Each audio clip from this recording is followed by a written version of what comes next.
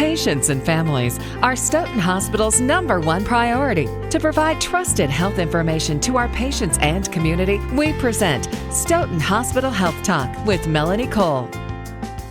If you've been told that you have diabetes, you know you have to eat healthy. Everybody tells you that, but what does that even mean? Do you know even where to start? My guest today is Autumn Cumlin. She's a registered dietitian nutritionist at Stoughton Hospital. Autumn, pleasure to have you back with us. What a great guest you are. Please tell us what happens when we eat, and why do we need to understand insulin and blood sugar if someone has been told that they have diabetes? Okay, well, thanks, Melanie. Thanks for having me again. When people get the diagnosis of diabetes, a lot of times we'd like to hopefully do it in the early stages when it's considered pre-diabetic or more in the prevention end of things, but sometimes we're not that lucky. But the biggest thing to keep in mind is that you don't have to eat special foods necessarily. The biggest goal is to really get back to healthy eating, and when we focus on that, we're looking at whole grains, fruits, vegetables. You can even eat starchy vegetables like peas, corn, and potatoes, but it all really balances down into portions because it's the carbohydrates in some of those foods, the carbohydrate foods, like I mentioned, bread, oatmeal, potatoes, brown or white rice, that type of thing, that are contributing to carbohydrates. In addition to, your fruit has carbohydrates and milk and those starchy veggies, as I mentioned. But basically anything that's not meat and fat has some forms of carbohydrate. But a misconception is people think because they're diabetic or they have to watch their carbohydrate intake, they tend to really eliminate a lot of that. And we want to avoid that because carbohydrate gets broken down to glucose, which fuels your brain and your cells and gives you the energy that you need. So if you're not eating enough carbohydrates, your body is going to find another way to get that nutrition, and it's usually not in a good way. It's breaking down other components of your body to do so. So we really want to encourage healthy eating, balanced eating, and really looking at portion control. So the biggest thing is focusing on complex carbohydrates, so choosing the whole grain. So when you choose whole grain foods, you're choosing the bread or the rice or the pasta that still has the three components intact. It still has the fiber, the hard outer layer of that grain, still has the germ, which is the fat of the seed, which your B vitamins are prevalent in. And then it also has the white starchy part, or the endosperm. So making sure that you have all three components is going to ensure you're getting whole grains, whole wheat, that type of thing, and you're getting that better grain product or the complex carbohydrates. So when you're also looking at other foods, drinking juice, eat the whole fruit. Starchy carbs like peas and corn and potatoes, it's again about portions. It's not that you can never have a potato or you can never have corn or rice. It's just portions. And so we measured those portions based on how much carbohydrate they provide. For most people that get diagnosed with diabetes, we recommend anywhere from 45 to 60 grams of carbohydrate per meal. So some people will go and do that carb counting where they can exchange them, but a lot of people find it easier just to say 45 to 60 grams and really focusing on food labels, not just looking at total sugars because the sugars are already included in total carbohydrates. So you really want to look at the big picture. So total carbohydrates and making sure that serving size is what you would consume, and then look at those total grams of carbs that are provided and see where that falls in your 45 to 60 grams per meal. So by doing that, we can be better involved in terms of what we eat and being more consistent with our carbohydrate intake from meal to meal. And so that is going to be helpful and useful for people that are taking oral medications like metformin or taking insulin, where you have to know exactly how much carbohydrates to how much you dose with insulin. So the goal, especially in type 2 diabetes, is to really try to keep people off of insulin if possible and try to modify the diet and take their medication as prescribed and try to get their blood levels where they need to be in terms of showing that they're having diabetes management. Wow, Autumn, there's a reason you're such a good guest from Stoughton Hospital. That was an excellent explanation because people are afraid of carbohydrates and they think they cannot eat any of them at all. So I love that you cleared that up. And what are the good ones that you can eat? And you're really pointing out that the bad ones are the processed ones and the white ones and the fake ones. And those are the ones that people with diabetes really need to stay away from. So we've talked about carbohydrates. What about things like legumes? Because again, those kind of fit into that category where people are not sure if they can eat beans or lentils, but those things are so good for you. Absolutely, and they're great sources of protein too. So they've got that protein and fiber component. And as you mentioned, yeah, focusing on those good carbohydrates and less of those white flour ones, high starchy ones. Again, not saying you can never have them, but again, they're going to come at a cost in terms of how much carbohydrate you're going to spend. But definitely incorporating legumes and beans, sky's the limit. There's so many different types of beans that you can, but you'll get that carb component, but the protein and the fiber will stay with you longer and will slow the rate the blood sugars rise. So they're going to be a really great choice for people to incorporate into their meals and to help blood sugars not rise as rapidly, especially when there's other carbohydrates in the meal. So then explain the term low glycemic index, because you pretty much have, but explain it to the listeners when they hear that. What does that mean? And how do the different foods that we've been talking about so far fit into that category? Well, typically when we're talking about low glycemic, it has to do with how it affects your blood sugar. So typically there's a glycemic index, so it's a number from 0 to 100 that they've assigned to a food. Either with pure glucose is given the arbitrary value of 100. So that represents the relative rise in the blood glucose 2 hours after consuming the food.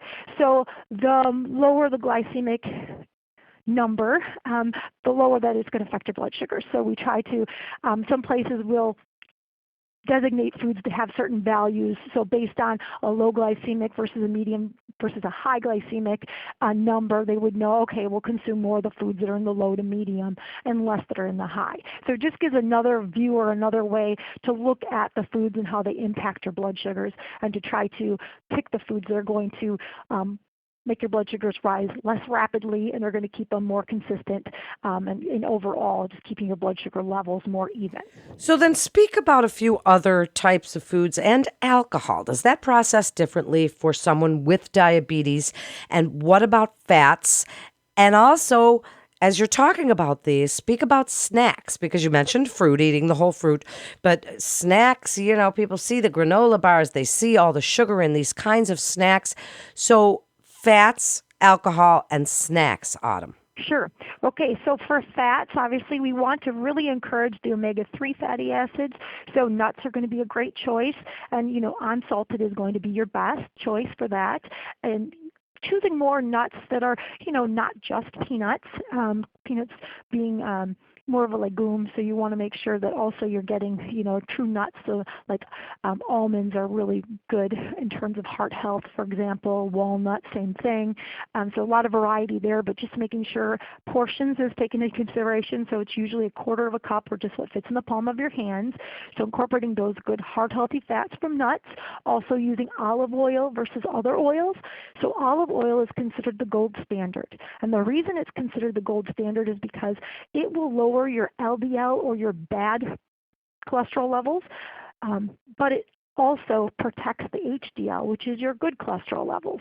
Whereas a lot of our other plant-based oils or like vegetable oils, corn oil, sunflower oil, safflower, they will lower the bad, the LDL, but they also lower your good, your HDL, and that's a risk for heart disease. So you want to make sure that that's protected. So olive oil seems to do the best there. So we say olive oil, peanut oil. Some people will consider grapeseed oil, different ones like that, but the olive oil usually is typically the gold standard. Now, also when we talk about heart-healthy fats, we're talking about omega-3s as they come from seafood or fish. So salmon and tuna and mackerel being the highest components of those omega-3 fatty acids for, not only brain health, but also heart health. So that would be the good recommendation for fat is to watch your intake and make sure the fats that you choose are those heart healthy fats.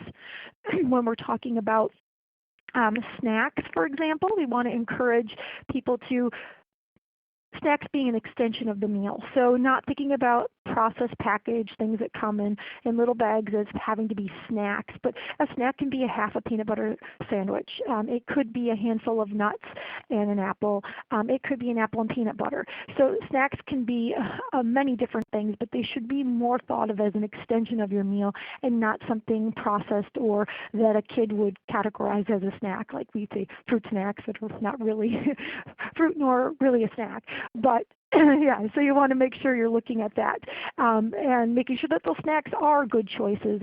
And there's so many things like granola bars and ready to go stuff. There are some really great products out there. So, but when you do look at it, look at the nutrition facts label. Look at how many carbohydrates. Look at the serving size. Is it half the bar? Is it whole bar? Is it seem like you're going to cost you a lot of carbohydrate for what it's worth, and can you maybe make a better version of it? There's a lot of great resources online that you can find some really good lower carbohydrates, so you're not spending all your carbohydrates on one little snack, but you're keeping it from 1 to 2, so we usually say 15 to 30 grams per snack. And as far as alcohol, what we have to keep in mind with that in diabetes is that alcohol can actually have a negative effect on blood sugars. So what it can do is it can cause blood sugars to dip too low. And in those cases, it could make it so the person's blood sugar would dip in dangerous levels and bring them down lower than what they should be. So not a recommended way to get your blood sugars down, obviously, but being very mindful and cautious of that, especially when people do combined mixed drinks and they're using like a diet soda and alcohol together. So again, kind of a double whammy. Makes your blood sugar go really low, and there's absolutely no carbs coming, in from that diet soda to help with that and counteract that at all. So again, used in moderation.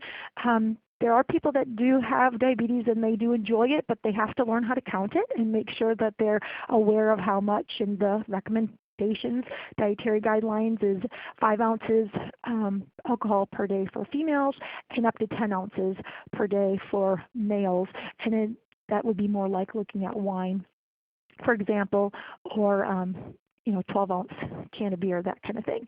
So being mindful of the recommended portions, but also how it's going to affect the blood sugar. It's going to make it go lower. So having a snack to counteract it, but maybe not making that also, your main thing that you dabble in, for example.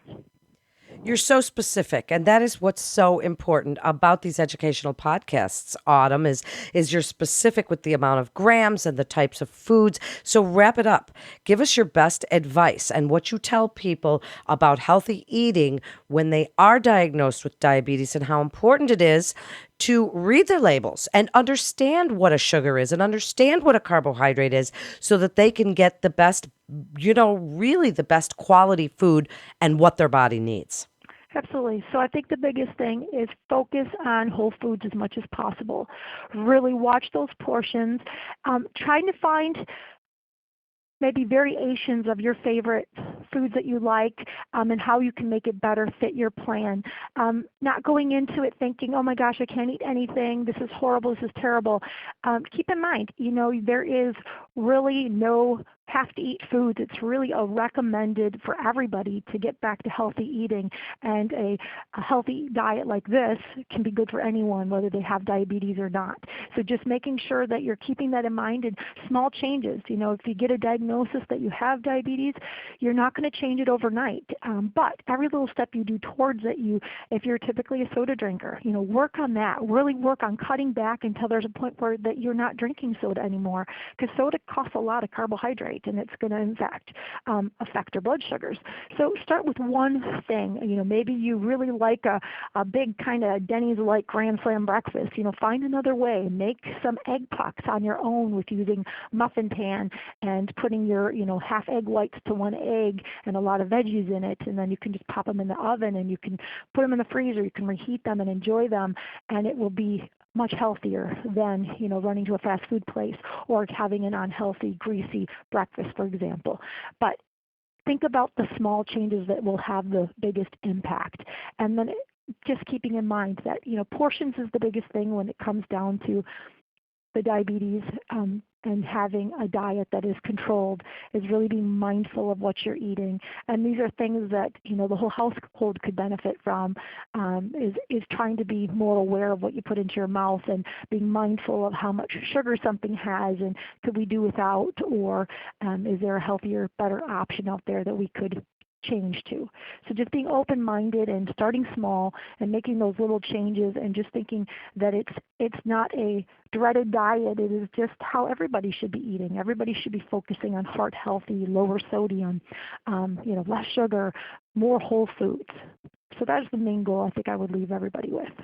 Absolutely to the point, and spot on, Autumn. Thank you so much. And it's true, it is how everybody should be eating, whether you have diabetes or not. So thank you so much for coming on with us today again and sharing your incredible expertise and giving us such great advice about healthy eating with diabetes. And that wraps up this episode of Stoughton Hospital Health Talk.